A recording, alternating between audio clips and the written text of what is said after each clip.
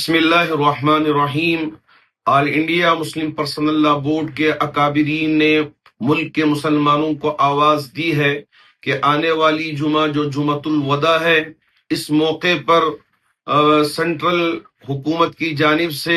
جو وقف ترمیمی بل پاس کرنے کے سلسلے میں پیش رفت کی جا رہی ہے،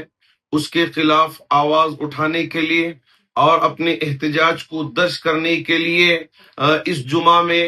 دہنے ہاتھ پر کالی پٹی باندھ کر حکومت کو باور کیا جائے کہ ہم اس بل کو قبول نہیں کریں گے، اس بل کو ہم رد کرتے ہیں، اور ساتھ ساتھ اس بات کا بھی اعلان کیا ہے کہ لوگ کسی بھی طرح کا تشدد برپا نہ کریں، پرامن طریقے سے جمعے کے دن صرف اندر آئے، کہیں کوئی پتھراؤ نہ ہو اور کہیں راستے میں کھڑے ہو کر کوئی احتجاج نہ کرے، اور اسی طرح باہر نکلنا، آوازیں بلند کرنا، ان ساری چیزوں سے آپ اپنے آپ کو بچا کے رکھیں۔ اکابرین کی طرف سے جو ہدایات دی گئی ہیں، صرف اسی پر عمل کرتے ہوئے